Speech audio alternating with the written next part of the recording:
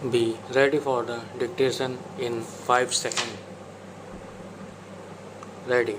The issue of whether a judicial officer has been actuated by an oblique motive or corrupt practice has to be determined upon a careful appraisal of the material on the record.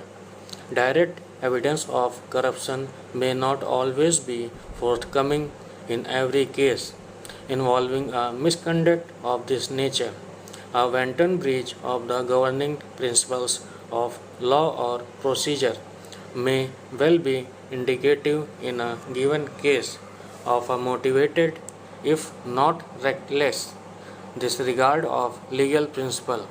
If the absence of a cogent explanation to the contrary, it is for the disciplinary authority to determine whether a pattern has emerged on the basis of which an inference that the judicial officer was actuated by extraneous considerations can be drawn.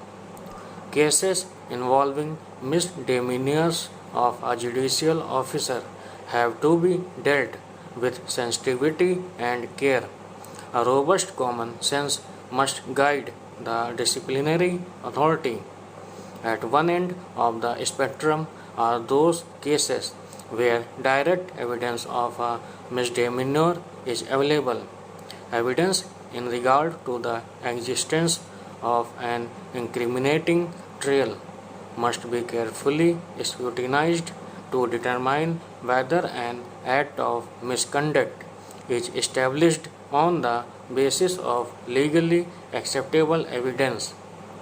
Yet in other cases, direct evidence of a decision being actuated by a corrupt motive may not be available.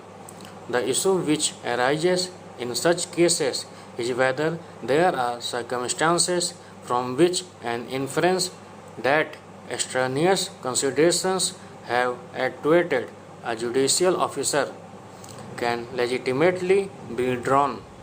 Such an inference cannot obviously be drawn merely from a hypothesis that a decision is erroneous. A wrong decision can yet be a bona fide error of judgment. Inadvertence is consistent with an honest error of judgment. A charge of misconduct against a judicial officer must be distinguished from a purely erroneous decision, whether on law or on fact. The legality of a judicial determination is subject to such remedies as are provided in law for testing the correctness of the determination. It is not the correctness of the verdict but the conduct of the officer which is in question. The disciplinary authority has to determine whether there has emerged from the record one or more circumstances that indicate that the decision which forms the basis of the charge of misconduct was not an honest exercise of judicial power. The circumstances let into evidence to establish misconduct have to be sifted and evaluated with caution. The threat of disciplinary proceedings must not demotivate the honest and independent officer.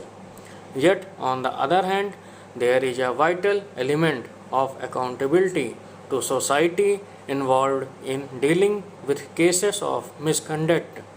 There is the one hand a genuine public interest in protecting fearless and honest officers of the district judiciary from motivated criticism and attack. Equally, there is a genuine public interest in holding a person who is guilty of wrongdoing responsible for his or his actions. Neither aspect of public interest can be ignored.